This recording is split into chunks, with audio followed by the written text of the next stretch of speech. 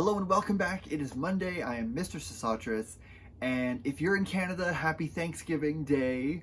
If you're not in Canada, then it's just a normal Monday for you, and I'm sorry you have to go to work.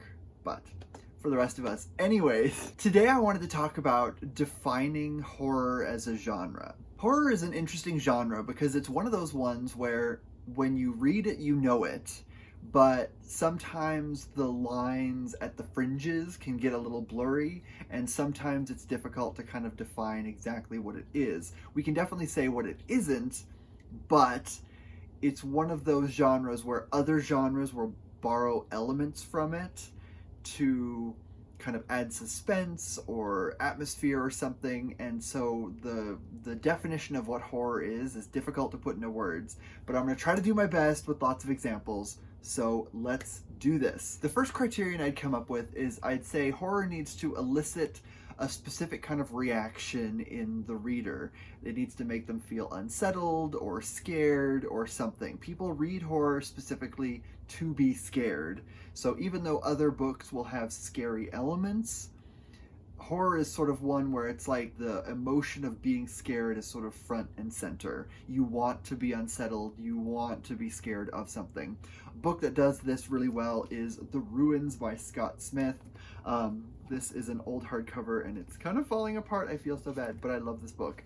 And the movie is pretty good too. It is on Netflix maybe, I don't know if it's still on there, but the movie's pretty good. But this is all about sort of the terror of not knowing what is kind of out there in the darkness.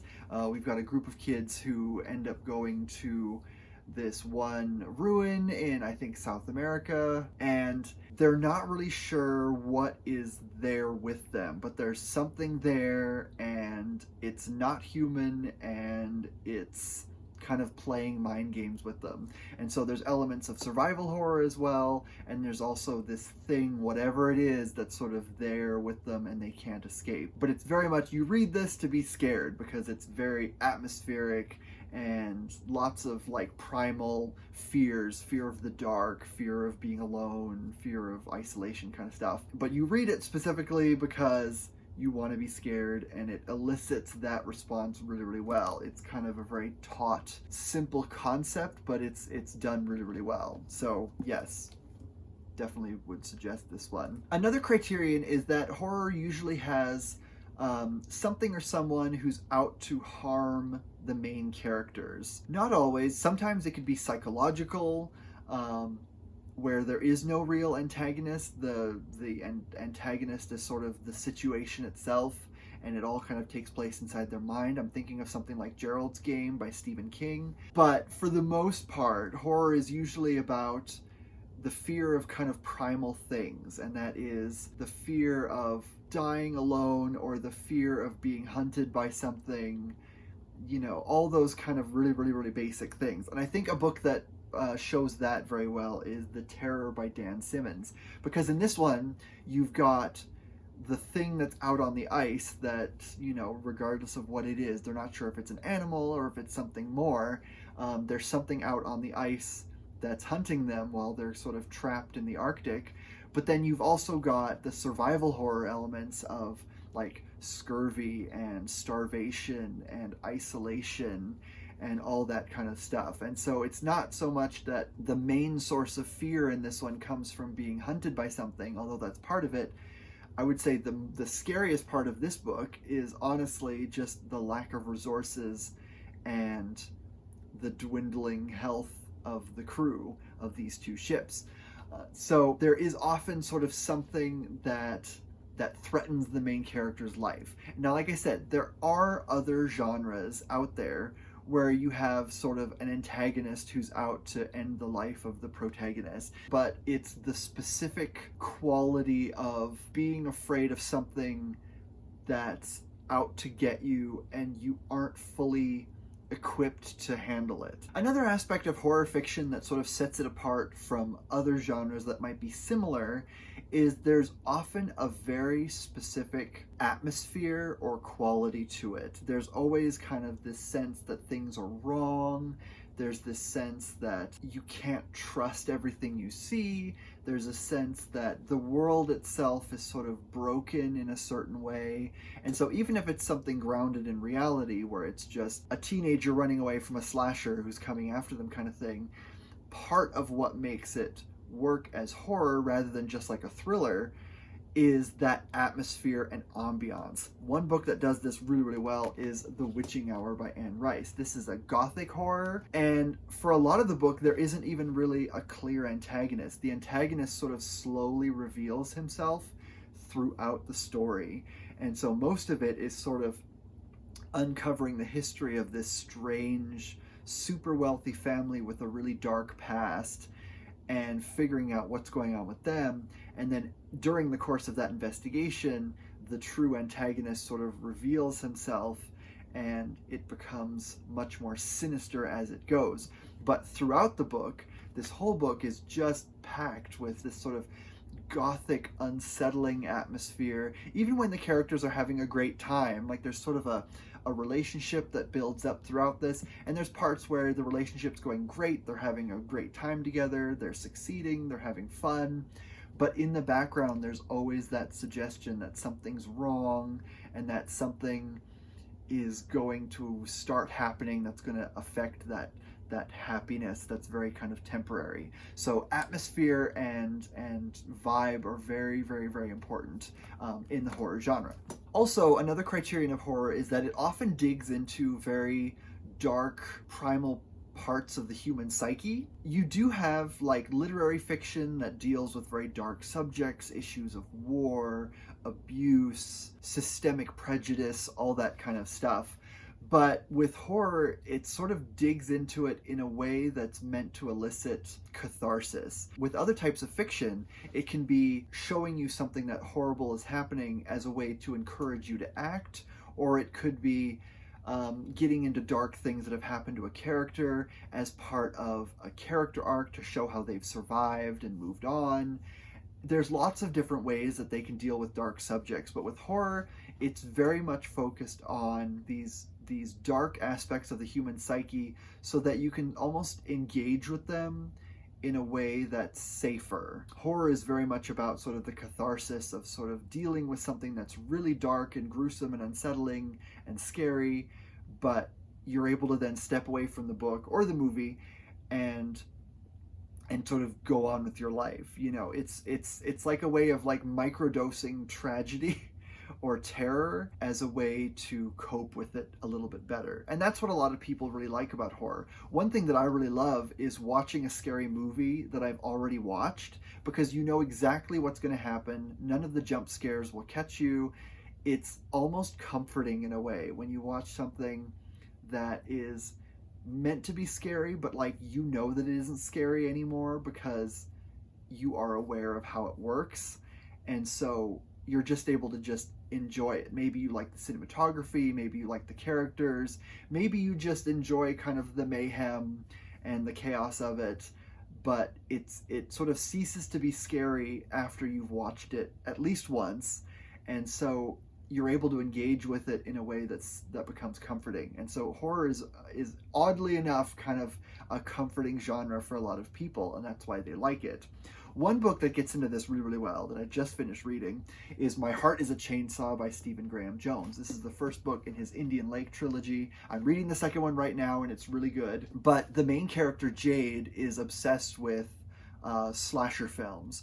And she's so focused on it that she kind of uses it like an armor as a way of not dealing with a dark thing from her past that sort of haunts her throughout her life, but she sort of pushes it away.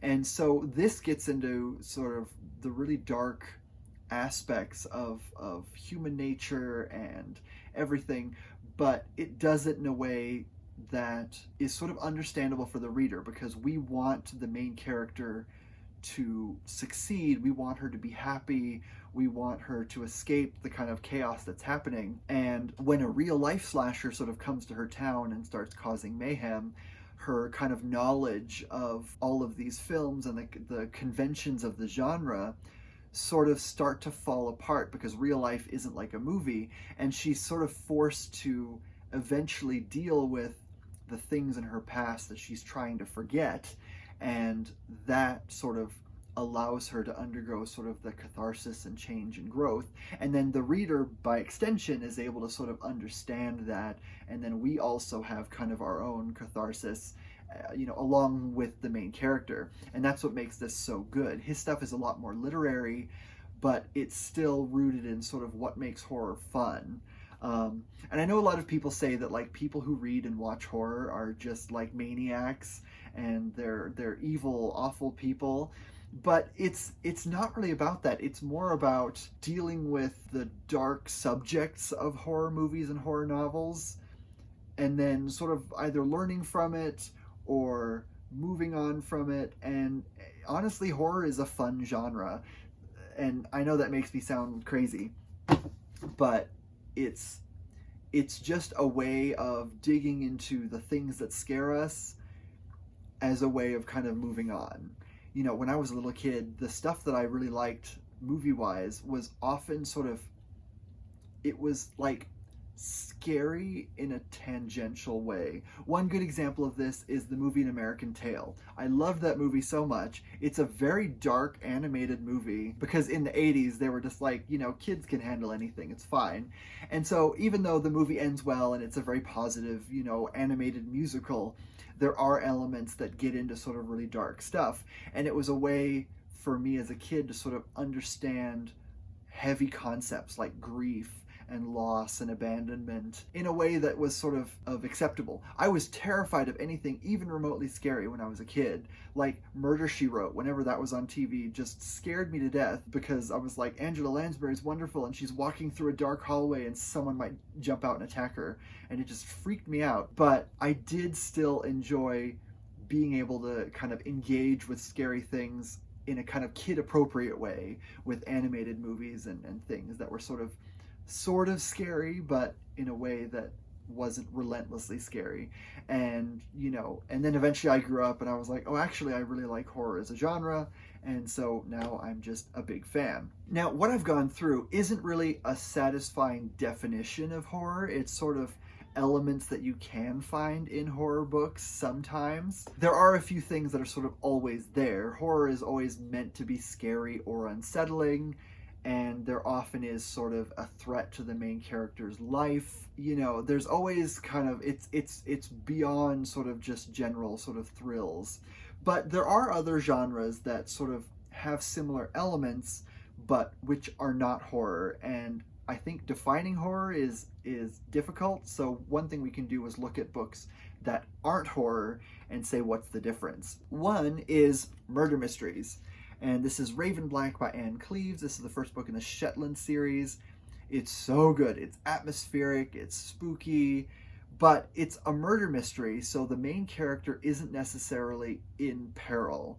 It's not about surviving horrifying circumstances, although later books in the series, sometimes the main character will sort of face, threats, but it's all about sort of stopping a murderer from hurting someone else and uncovering a mystery. And so it's all about picking apart the pieces of a crime and bringing the perpetrator to justice.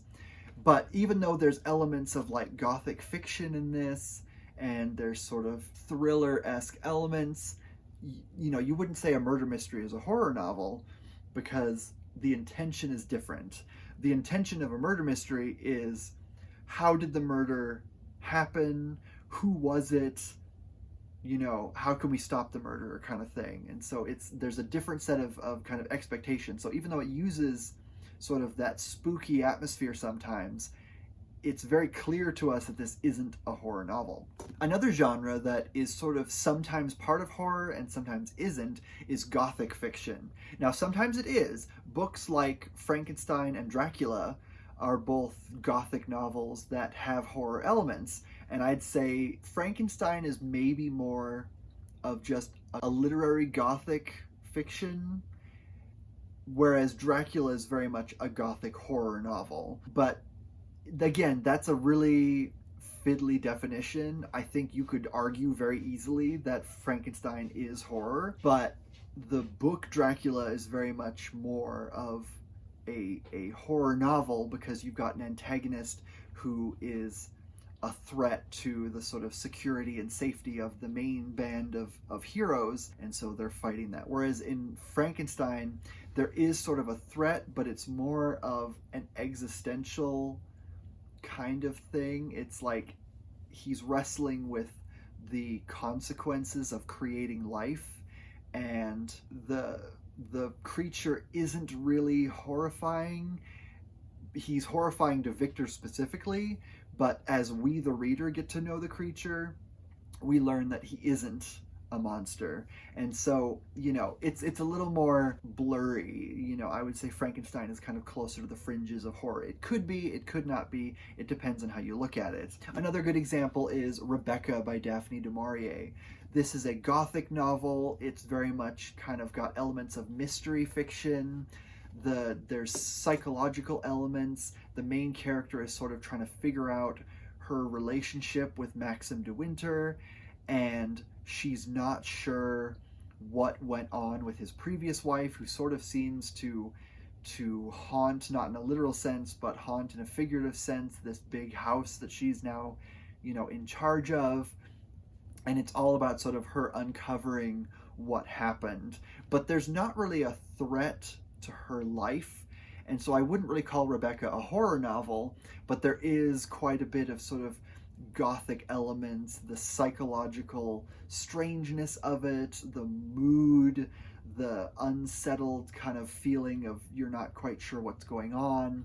And so Gothic horror would have elements in common with this book, but I would say that this isn't a horror novel. Another genre that you'll see that has horror elements is grimdark fantasy or dark fantasy, because they often use elements of horror fiction. They'll have monsters, they'll have, more dark antagonists, they'll have more of a threat. But again, it isn't horror, it just sort of has some elements of horror. A good example of this is Black Sun by Rebecca Roanhorse. Now, this isn't a horror novel, it's a fantasy novel, but it is very dark. There's sort of horrifying things that happen to certain people, and there is sort of that element of peril and threat to some of the main characters.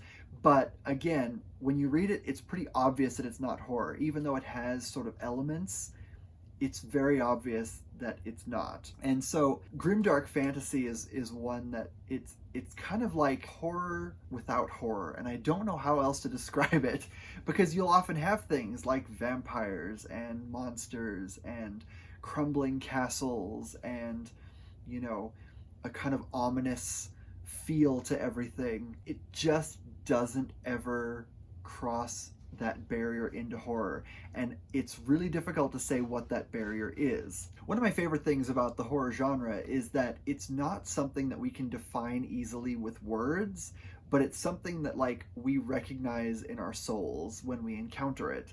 So it's very much you know it when you see it, and so obviously we understand what it is, but articulating exactly what makes something a horror novel is difficult. A good book that sort of represents this duality is The Changeling by Victor Laval. Now, this is a horror novel, but it's kind of like a dark fairy tale sort of story, and there's elements of urban fantasy, and when you read the description of it, it would be very easy to say, oh, well, this is urban fantasy, something like Mercy Thompson, where you've got, the main character living in the city, and he uncovers the existence of fairy tale creatures that are sort of living in the city, and he sort of investigates them. And that's something you see in urban fantasy, and urban fantasy is another genre that sort of borrows from horror elements sometimes, but wouldn't be considered horror itself. But there's a certain quality to this book, a sort of, you're always on edge while reading it, because you're not 100% sure what is really happening until you kind of get more answers as you go. And so there is sort of this creeping dread throughout the book, and it is very kind of unsettling and strange. You're never really sure what the antagonist is or what it is that the main character is trying to uncover until right at the very, very end. And so it's the way that it's written that sort of what defines this as horror rather than just urban fantasy, because there's that certain quality in there that keeps you off guard. Now, the main character isn't necessarily being hunted by anything. It's not really clear who the antagonist is, but it still feels like horror because it has that sort of indescribable quality of dread and fear and sort of creepy unsettledness that sort of pervades the story and the way it's written. And so this book is so good. It's wonderful. This is definitely one that I want to reread, especially knowing sort of what is going on, because you don't really kind of figure out what's happening until very close to the end. And going into it knowing kind of where it's going, I think that would be really, really interesting. So defining horror is really, really difficult, but I think it's important to sort of talk about what it is and what it isn't, because genres are always blurry and they're always changing. And I feel like the more we talk about it, the more interesting the genres will be, and they'll stop sort of melding into a simplistic sort of category in the bookstore. I think talking about the various subgenres of horror and what it is and how it works, I don't know, I think there's some good conversations to be had there. So with that said, I will let you go. I will see you next week, and in the meantime, happy reading. Bye.